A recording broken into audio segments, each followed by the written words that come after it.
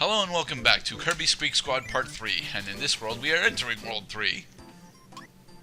Alright, as I mentioned last time, I was going to explain what the boss battle badges do. The boss battle badges unlock the boss rush mode at the tail end of the game, where you are tasked to take down every single boss, every single boss with one life bar. If you have all of the heart pieces, this gets slightly easier.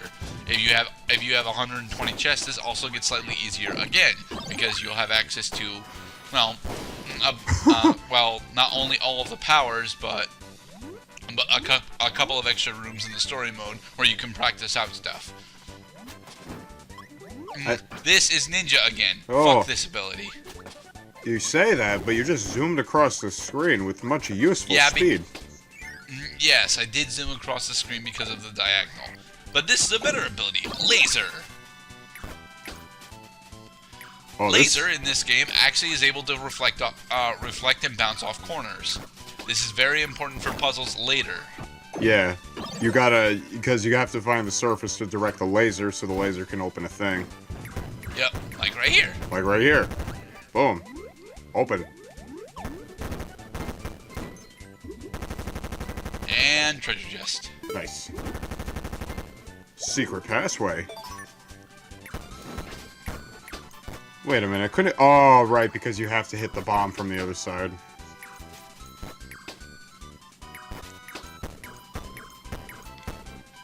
I am from the future. And, yep, another mini Kirby. Alright, mini Kirbys. Mini Kirbys, once you've successfully acquired 3 of them, can be combined together in order to form a 1-up. And now we have the throw power. Throw works very much like Suplex did in Kirby Superstar, except now it's a ranged attack as opposed to a melee attack. And you're only really allowed to throw forward or diagonally up. This looked, because Ninja also had like a suplex ability, like that would have been more appropriate. A good portion of the abilities in the game have throws.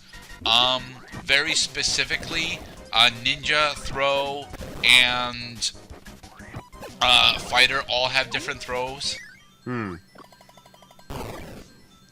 I love these cannon mini games at the end of the level. Yep, that's how you usually end up getting 1-ups. Now I remember, Kirby 64 had the picnic mini game. You had to jump. And that's how you got enemy bios. And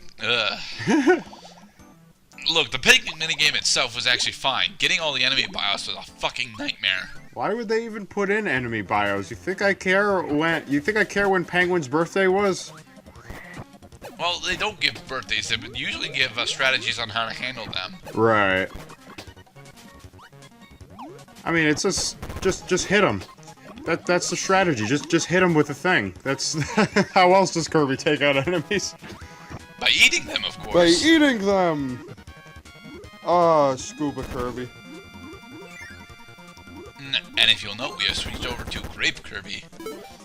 I actually like how Grape Kirby looks. Oh yeah, that's a new paint job. Yep. I still think that Kirby has to jump into a paint can, because the idea of somebody else has to spray paint Kirby. Well, not necessarily. Yeah. One hand spray paints the other. Now, I didn't go over what Memorizing Beam did before, so I'll go over it here. Memorizing Beam adds spark to its damage output. Very specifically. Boom. It will increase its overall damage, and Beam will now also travel along metal and water. He's pulling birds out of his hat. As hilarious as magic actually is, I don't like using this as for combat, honestly. And it's not actually useful for any puzzle solving. So there are no specific chests that require magic for puzzle solving. And it's kind of sad, because you would think that they would do something with this fucking ability, but they really don't. The best thing that they did was give Kirby a top hat, I think. I think that was the whole point. It is aesthetically pleasing.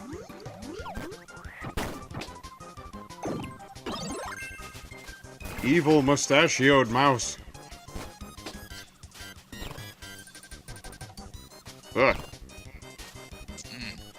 Attempt to flee. Oh god. Successfully flee. Yay. Boom. See, you don't have to think that hard about it. Just find a direction, or even don't even find a direction. Just count on the probability that 1 out of 8 you'll get it. Alright, third level. And this is... okay. This level introduces the cutting ropes mechanic, I think. Or are we just gonna blaze through this with Tornado? I think we're just gonna blaze through a tornado. Okay. Behold the brokenness that is Tornado. They gave it. I would bet they intended you to just spam it up the hill. I mean, they gave you a slope, and Tornado rises when you use it. Unfortunately, Tornado is not good against falling bombs. Nope. So he loses it, and now he's gonna get Cupid. No Cupid. No Cupid. Back. No. Kirby knows what he loves. He loves cake.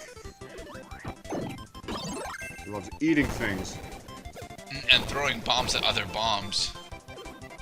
Bomb. Bomb. There we go. Oh, the puff air attack. That takes me back. Yeah, the puff air attack is honestly a decent way of dealing with various obstacles.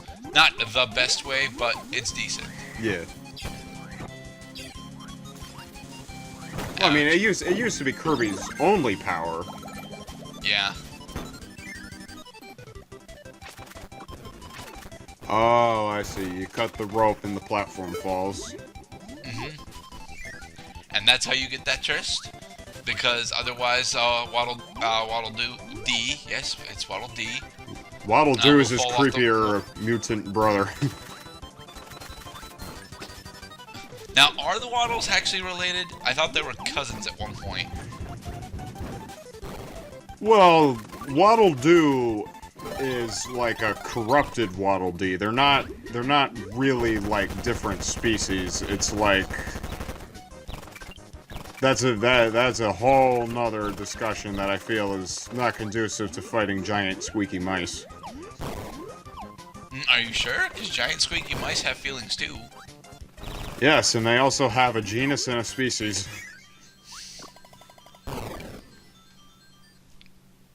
Dance! Dance, Kirby's!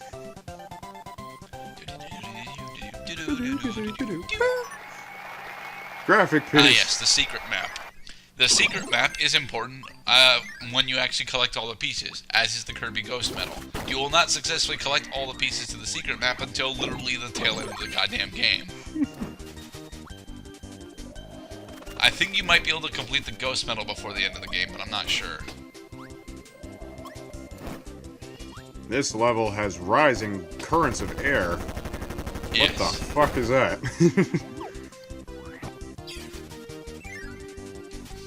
Alright, here we have the cannon fuse gimmick. This has actually been a recurring thing since Kirby Superstar. He lowers himself into the cannon when the fuse is about to fire. Yep.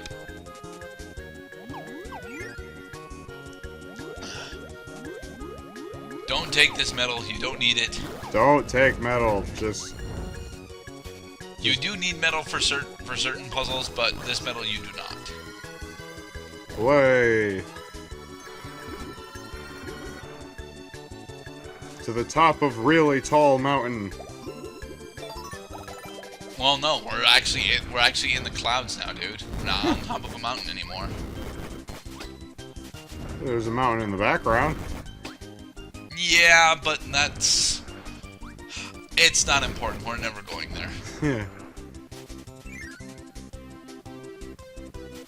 Actually, I'm wondering what the hell is that structure? Is it like a ring of stone?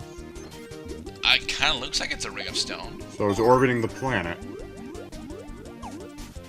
I don't think it's orbiting the planet. Well, it looks big enough. It might orbit the planet. I mean, the thing is that it's a mountain that is so tall that it's going into the heavens. You know, just like the Tower of Babel. Oh yeah, The Tower of Babel's not a mountain, though. It's a tower. Specifically, it's a tower that the gods had installed in order to make everybody speak different languages. That's almost how that story goes. It was only mentioned once. It's a very simple explanation. Ow. I thought the story went, the Earth's people were united in building this particular tower to reach up to the heavens, and so, whichever god you believed in decided that they didn't want humans up here, so in order to delay construction on the tower, they cursed humanity with having different languages. So they couldn't cooperate. Yeah. Another paint. Lavender. It's a different shade of purple. Different shade of Purple Town would like a word with you. There it is. It still looks nice, though. It looks... I mean, it's definitely a lot easier on the eyes than Atomic Green, but it looks kind of bland. Kind of. He looks like a used piece of chewing gum. Oh, come on. Do you have to hurt Kirby's feelings that way, dude? Kirby seems to... I think Kirby would just rely on his vision, his determination to get this cake, that I think he can ignore. That I think that he looks like ABC gum. Yeah, but it's still mean to say, and he's not done anything specifically to you or your loved ones yet. Well, I mean, he can eat my loved ones. Yeah, but he hasn't done it yet. See, he's being nice to you. Oh, I see. So as long as I'm nice to Kirby, then he'll be nice to me back. No. Kirby is a horrendous monster. He's just... He just can't stop killing. There we go. Those platforms do break away if you step on them. Out of my way. Oh, wait. Waddle-Doos do just show up in the map. Ah! Evil eyeball waddles.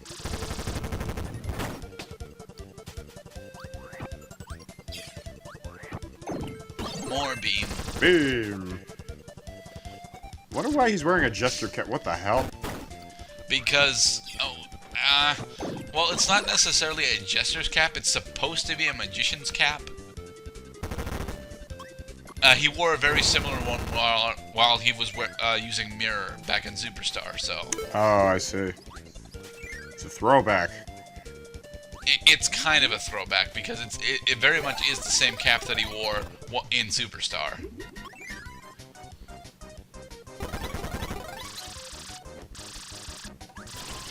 Now, here's how you're supposed to deal with the Squeak Elite. Hit them once, then run away.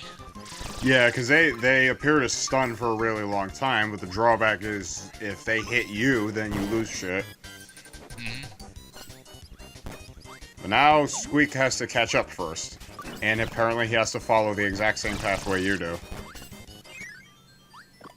Which is why you're supposed to activate the spike traps.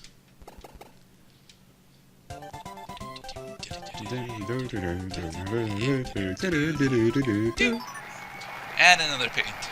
What, already? Yep. So, a good portion of the paints we're only actually going to see once. Ah. It's kind of sad, honestly. Now, Orange Kirby.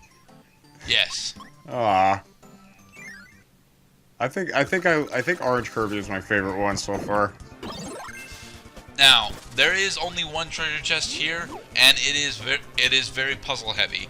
What you need to do for this treasure chest, you need to successfully tap into your inner Sonic the Hedgehog. Do you know what Sonic the Hedgehog is famous for, Cloud? Jumping. No. I mean, no, that is not what he's famous for speed. Sonic's gotta go fast. He's gotta go fast. Yes, Sonic has to go fast. But not only does Sonic have to go fast, but 2D Sonic has to stay on the upper platforms. This treasure chest sucks. I see. So, this is an easy one to lose. Yeah, that's a very easy one to lose. Nice. Burger. It took me 2 tries to get that, though. If you'll notice my life counter, I cut out at death. I do not run a perfect game for this, for the record. I do die several times. But Tornado is now memorized, meaning that Tornado now has can absorb elemental properties. This is the hardest boss in the game. Make no mistake, this is easily the hardest boss in the game. Well, they give you options. They give you Tornado, and you'll want Tornado for this. This is Fake Kracko. The first form of Fake Kracko is actually piss easy, especially if you have Tornado. Because he has invincibility frames while using the ability. Behold, second form of Fake Kracko. You don't have a platform to stand on. Oh, you do. Now you do. Yes. However, the second form of Fake Kracko is difficult strictly because of how he can set up his platform. This is but one of 3 different platform variations that I've seen him do. And remember, while you're falling with Tornado, there's a brief moment where you cannot actually go into a fly or attack again. And if you're just starting your attack, you're still falling during it. So it's very easy to fall into the bottomless pit here. But yeah, that's the hardest boss in the game. We move on to World 4 next.